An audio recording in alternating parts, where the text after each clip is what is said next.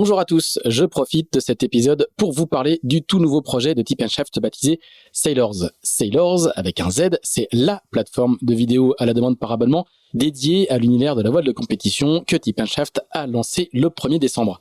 Avec Sailors, notre objectif est de proposer aux passionnés le meilleur de la voile de compétition en streaming sur une plateforme accessible depuis tous vos appareils, ordinateurs, téléphones ou tablettes.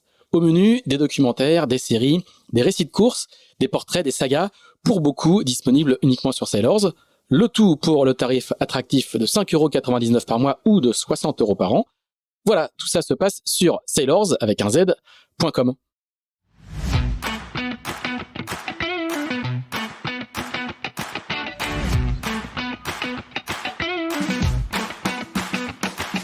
Bonjour, vous écoutez Pause Report, le podcast qui décrypte et analyse chaque semaine l'actualité de la voile de compétition. Pause Report est produit par Tip & Shaft, le média des professionnels et des passionnés de voile de compétition. Tip & Shaft, ce sont 2 newsletters hebdomadaires en français et en anglais, des podcasts, des formations, un studio de production de contenu, une plateforme de vidéo à la demande Sailors, ainsi qu'un festival du film que vous pouvez retrouver sur tipandshaft.com. Je suis Axel Capron et je vous souhaite la bienvenue dans Pause Report.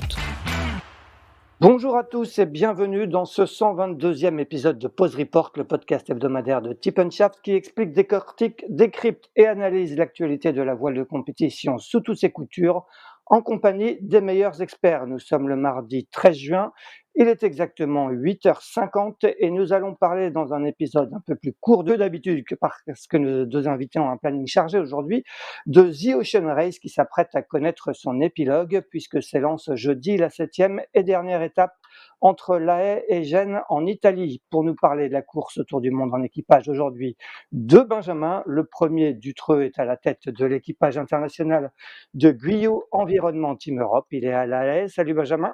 Bonjour à tous. Le second, Benjamin Schwartz, est quant à lui pris les commandes sur la 6e étape de l'équipage de Holcim PRB. Il mènera encore l'IMOCA suisse vers Gênes. Salut Benjamin, on va t'appeler Ben pour te différencier avec Benjamin Dutreux. Salut Ben Schwartz. Hello. Eh bien messieurs, avant de vous donner la parole, un petit rappel des derniers événements sur The Ocean Race avec la prise de pouvoir progressive des Américains de Eleven Hour Racing Team qui ont remporté les 3 dernières étapes à Newport, à Arus pour une étape qui comptait double en points et à La Haye le week-end dernier. Avant la 7e et dernière étape vers Gênes, Charlie Enright et son équipage sont aujourd'hui leaders au classement général avec 2 points d'avance sur Holcim PRB et 6 sur Team Malaysia, ce qui signifie que la victoire finale ne peut plus se jouer qu'entre Eleven Hour Racing Team et Holcim PRB. Nous rappelons qu'en cas d'égalité dans points, c'est le classement des régates Import qui sera pris en compte, classement qui est là encore pour l'instant dominé par Eleven Racing Team. Et l'Import de La Haye est prévue cet après-midi. On va en parler avec nos 2 invités.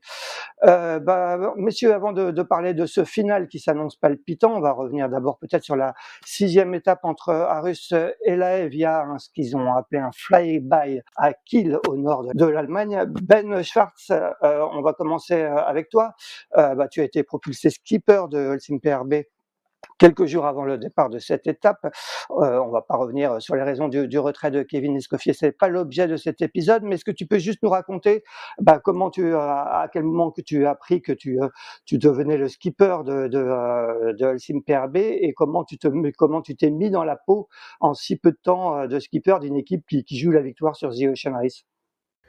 Eh bien, écoute, je suis arrivé à Arus vendredi soir, donc l'avant-veille de l'Import, et en arrivant à Arus, j'ai reçu un coup de téléphone de Marine. En fait, j'étais prévu sur ces 2 étapes-là en tant que navigateur, les 2 dernières étapes, et donc j'ai reçu ce coup de fil de Marine en arrivant vendredi soir. Marine Derrien, elle me dit, écoute, voilà, Marine Derrien, la team manager de l'équipe, effectivement.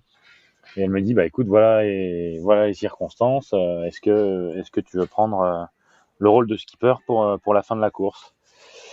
Et voilà, je lui ai répondu oui. J'étais sur place. C'est un gros challenge. Il y a déjà un boulot énorme qui a été fait par l'équipe. Donc, comment est-ce que je prends ce rôle à la volée? Disons que c'est des circonstances qui sont à la fois difficiles et à la fois faciles parce que l'équipe elle tourne parfaitement, le bateau est en parfait état. Donc si tu veux, c'est juste rapporter un peu d'énergie, un peu de fraîcheur et continuer à pousser le projet jusqu'au bout, quoi. Donc voilà, la difficulté, c'est qu'on a eu en plus un gros renouvellement d'équipage, c'est-à-dire qu'il y a que Abby LR qui était sur les précédentes étapes, qui est resté à bord. Donc si tu veux, moi j'avais navigué 4 jours sur l'étape 4, donc si tu veux, je connaissais pas énormément le bateau, donc on s'est retrouvé avec un équipage qui était tout frais, et c'est ça qui a été la grosse difficulté, enfin le gros challenge sur cette étape 6. Ouais. Oui, on rappelle effectivement, donc il y avait un équipage complètement recomposé avec Johan Richomme, Abby Heller, comme tu le disais, et Martin Lepape. Toi, tu n'avais pas du tout participé au choix de cet équipage, c'était prévu depuis de longue date? Alors, pas du tout, non, ça en fait, en fait, en fait, on a eu une succession d'événements, c'est-à-dire qu'il y avait un équipier qui était prévu pour naviguer avec moi et Kevin sur le bateau. Cet équipier s'est blessé à l'épaule, donc il a fallu trouver un équipier pour le remplacer. Ça a été Johan. Et ensuite, on a eu le retrait de Kevin, donc il a fallu trouver un autre équipier. Voilà, 2 jours, enfin la veille, c'était le samedi, hein, la veille de l'Inport, et c'est Martin qui nous a rejoint, qui est monté dans un avion quand on l'a appelé, et qui nous a rejoint au pied levé, quoi. Donc vous avez juste eu l'Inport pour vous mettre en jambes et apprendre un petit peu On est à essayer sorti, de prendre quelques repères entre vous, c'est ça? on est sorti le matin avant l'Inport, 2 heures pour essayer d'organiser un petit peu l'affaire. Et l'après-midi, on a eu l'Inport où on fait 2, donc on était plutôt contents. Ça nous a donné un petit gain de confiance. Et après, on a eu les 2 jours de pro-am pour continuer à se faire la main, passer toutes les voiles en revue. Mais en tout, avant l'étape, on a peut-être navigué 6 heures ensemble, quoi. Benjamin, toi, tu revenais en course sur cette 6e étape, hein. On rappelle que Guyot Environnement Team Europe avait dématé en fin de 4e étape au large des États-Unis avant de rejoindre Halifax au moteur. Sébastien Simon nous l'avait raconté en détail dans un épisode précédent de Pause Report. Vous aviez du coup dû renoncer à disputer la 5e étape entre Newport et Aarhus. Est-ce que tu peux nous raconter un petit peu la course contre la montre que vous avez vécue pour prendre le départ de cette 6e étape au Danemark? Il a fallu trouver un mât. J'imagine que ça a été particulièrement intense pour vous tous.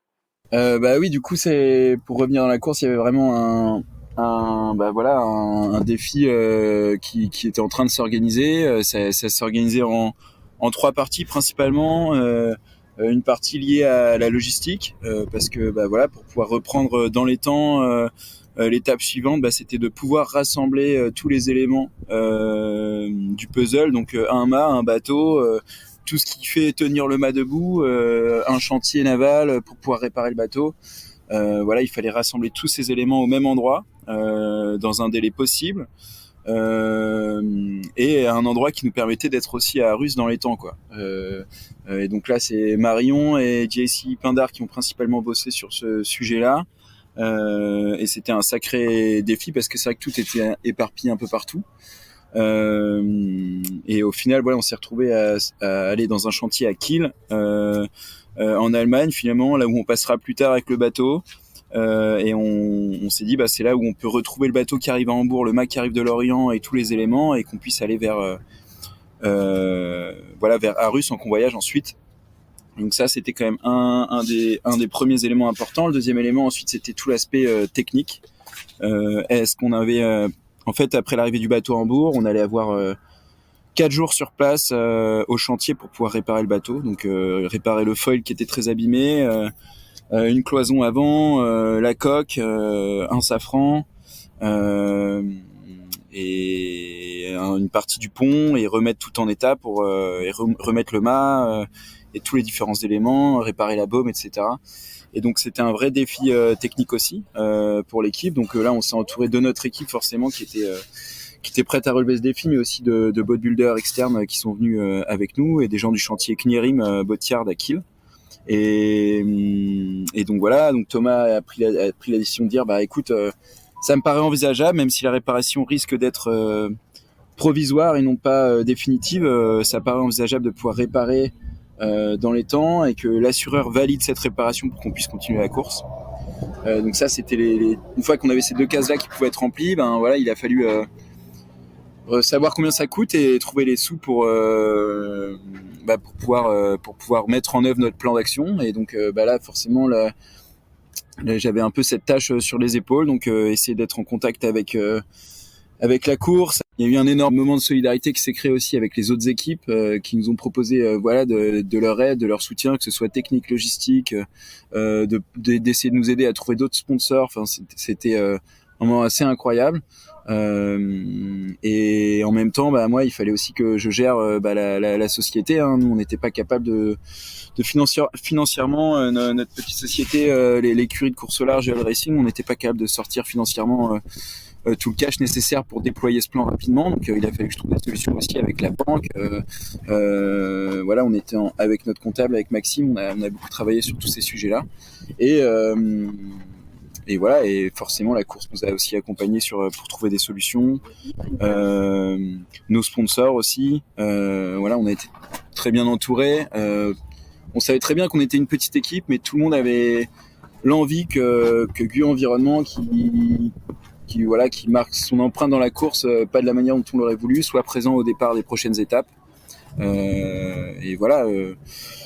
On avait tous à cœur, en tout cas, de réaliser ces 3 défis. Donc, une fois que on avait les moyens de le faire, qu'on avait la possibilité de rassembler toutes les pièces au bon endroit et qu'on avait la possibilité technique de réparer le bateau, on avait toutes les cartes en main pour pouvoir rejoindre le départ à Russe, tout en sachant que ça allait être tendu. Hein. Et puis, comme dans tout plan un peu comme ça, au dernier moment, on a plein de surprises.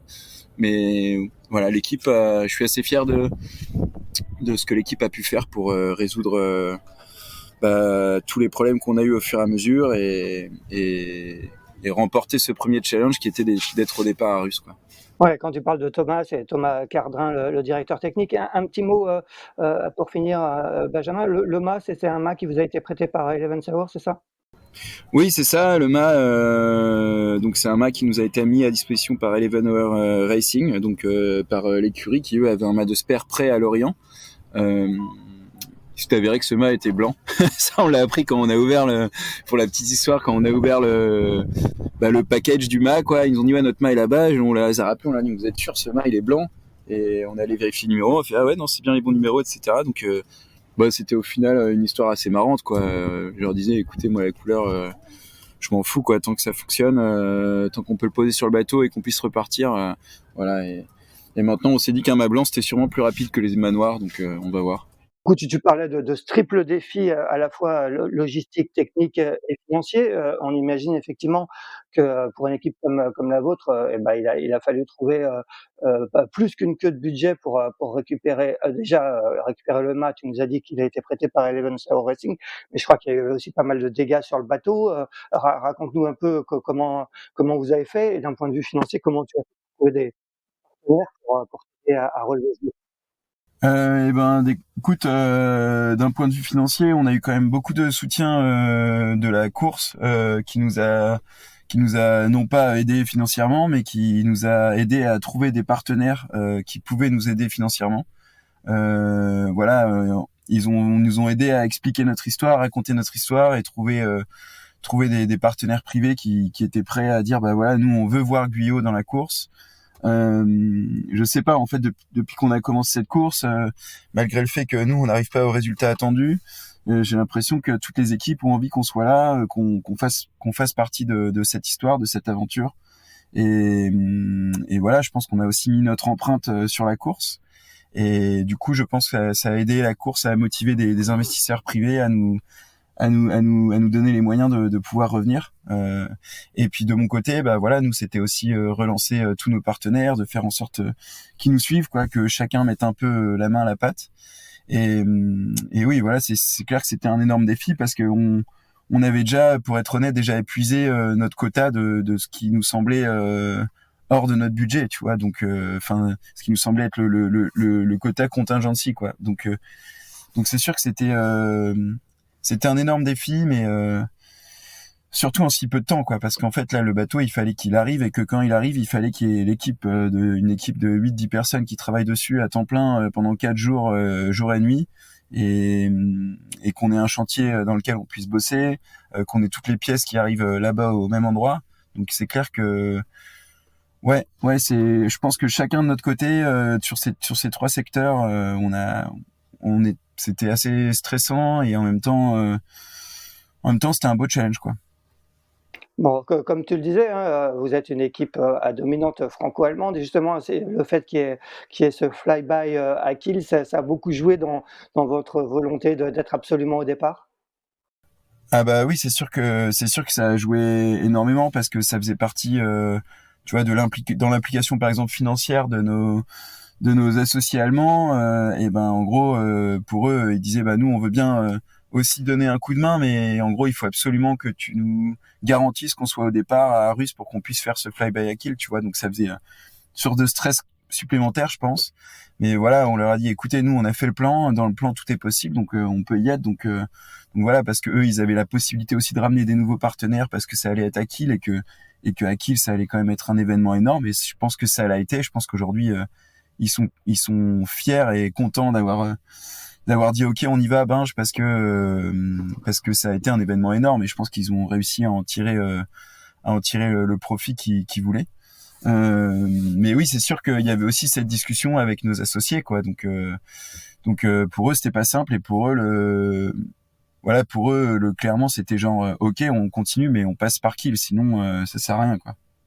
On va parler rapidement de cette étape, Ben, étape qui est partie dans le très petit temps à Arus, avec pas mal de bords à tirer jusqu'à ce fly-by de Kiel, avec déjà un duel qui s'installe avec Eleven Hour Racing Team. Raconte-nous un petit peu la première partie de cette étape jusqu'à ce fly-by de Kiel. On est parti dans un vent extrêmement léger, donc le départ de l'INPA avec le petit parcours rectangulaire au départ qui était plus que mou, qui a été du coup raccourci.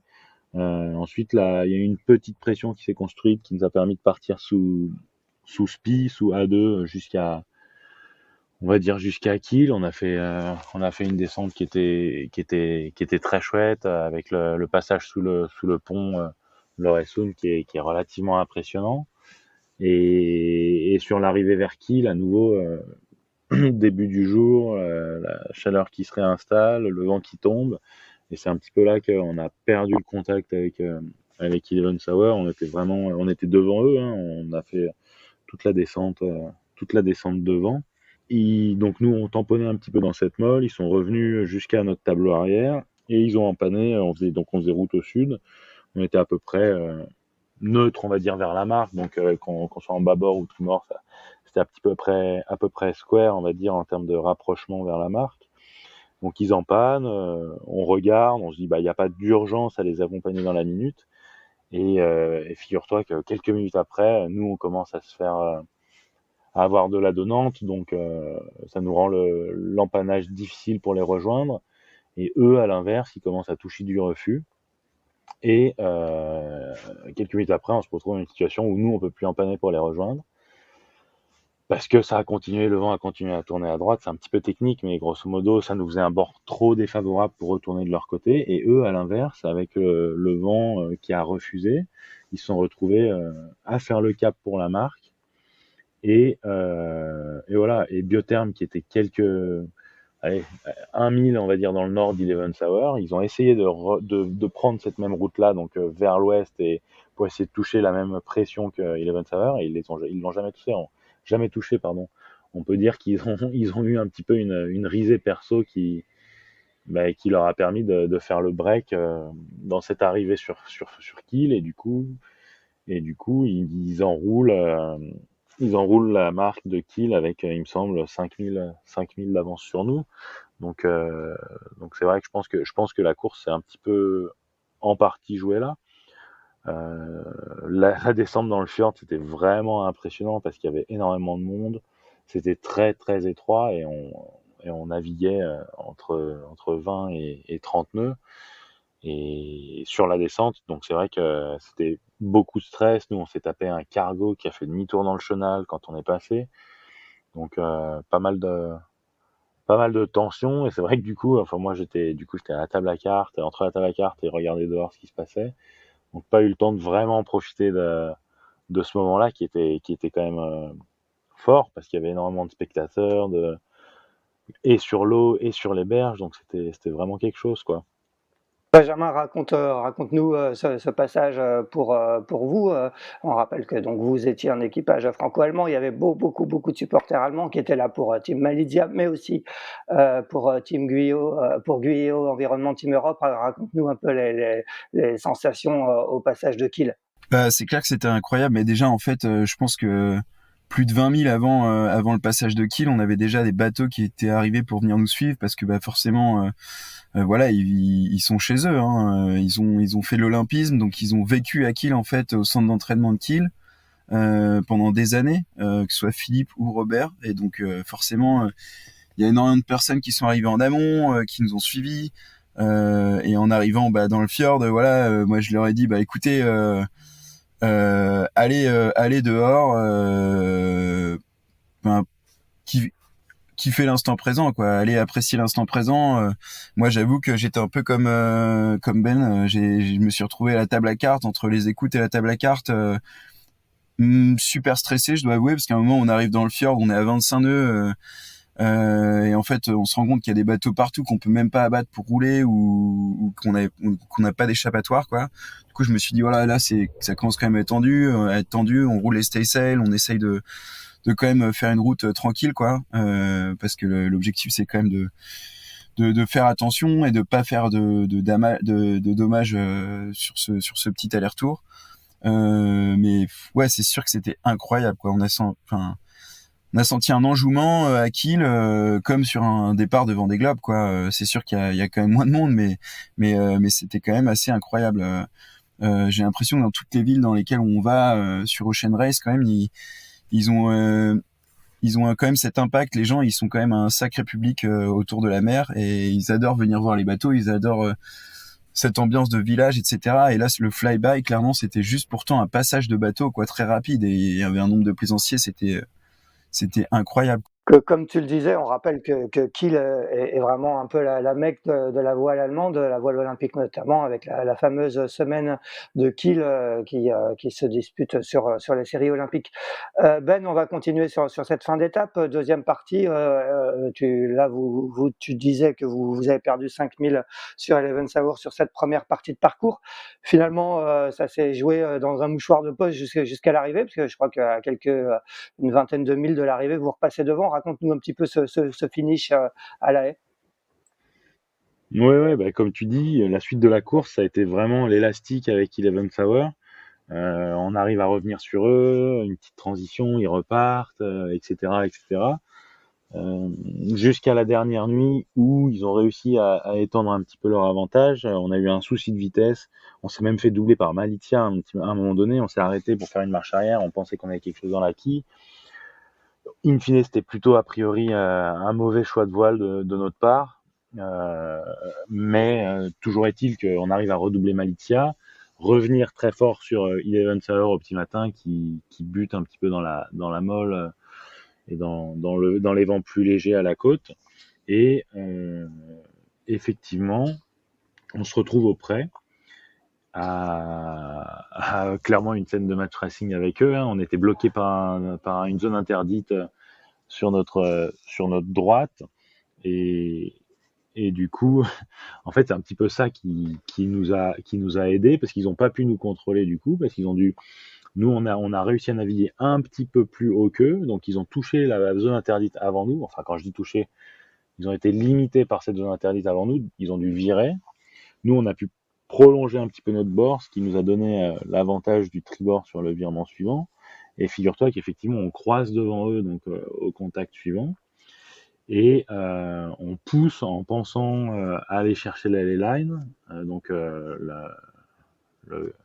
le moment où on aurait pu virer pour passer le coin de cette zone interdite.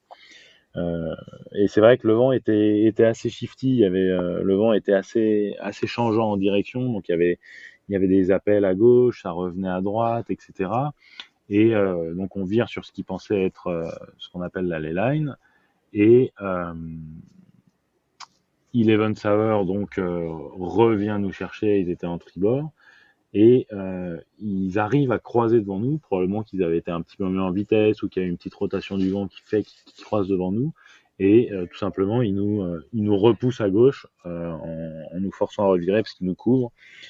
Et c'était exactement au mauvais moment où la rotation à gauche a continué à avoir lieu. Et du coup, on a dû tous les mètres qu'on a fait vers la gauche à nouveau, donc en tribord, ça a été une pénalité lourde pour la suite parce que on a dû faire tous ces milles en extra, quoi. Donc on a dû revirer et tout ce 0,03, 0,4 000, on était derrière eux.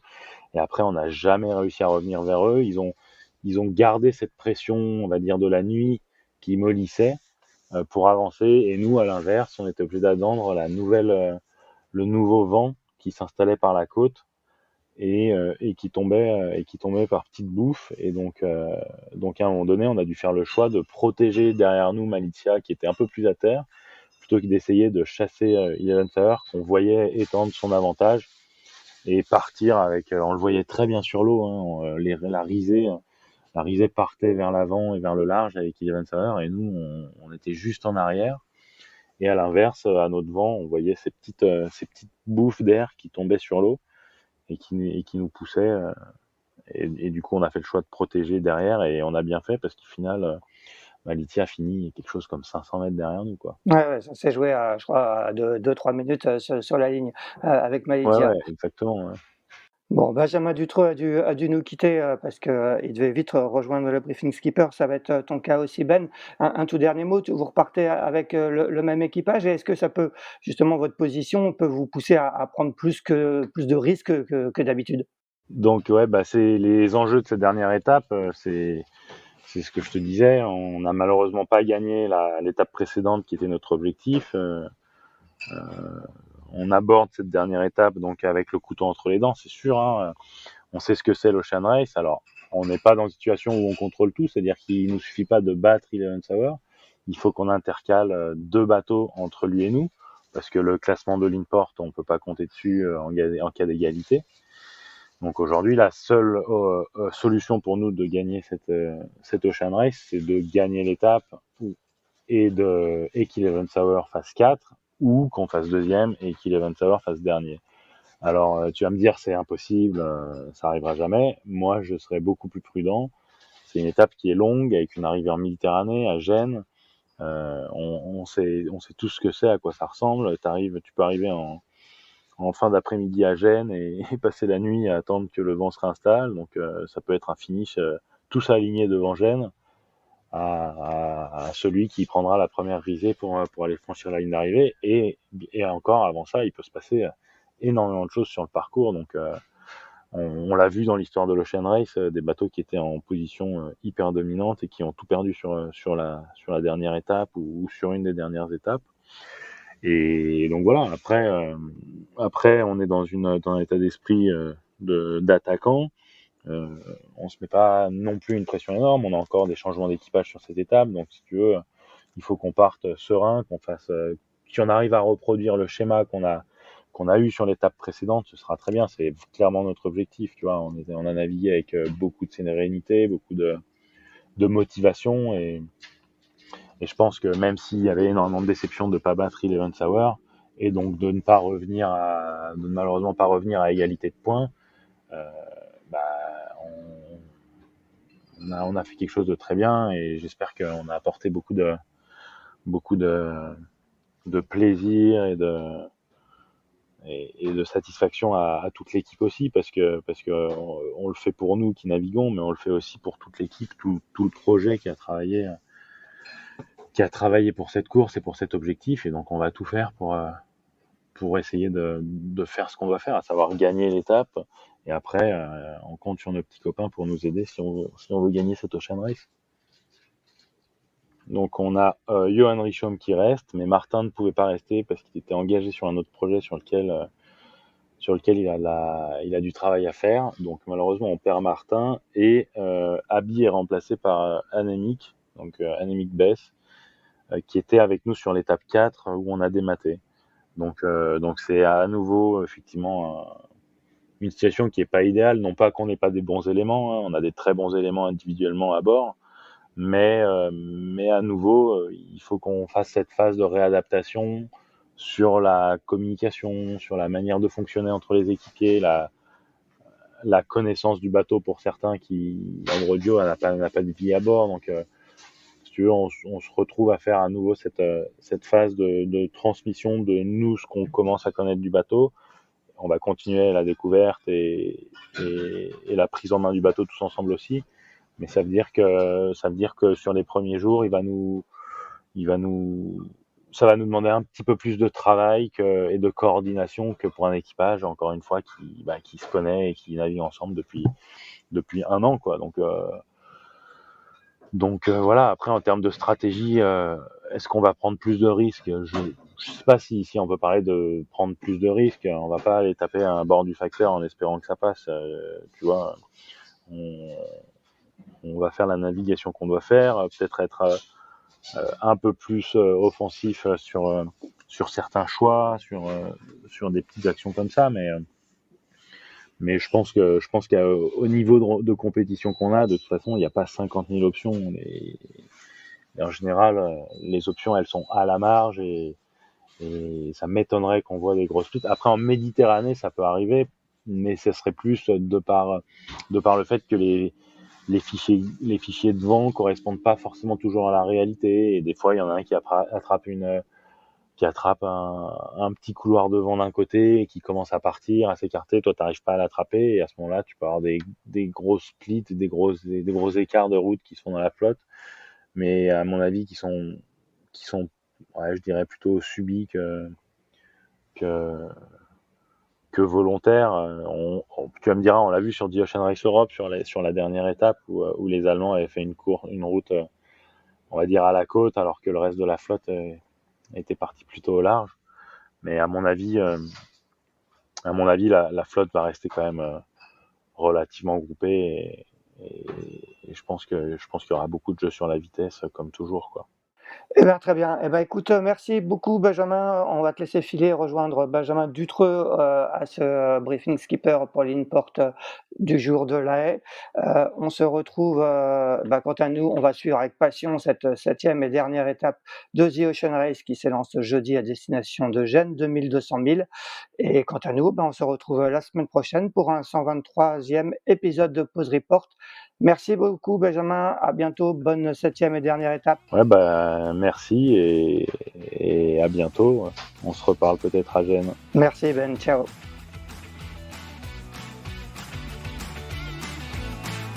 Merci d'avoir écouté cet épisode de Pause Report. N'hésitez pas à nous dire ce que vous en pensez en bien ou en mal, et n'hésitez pas à le partager.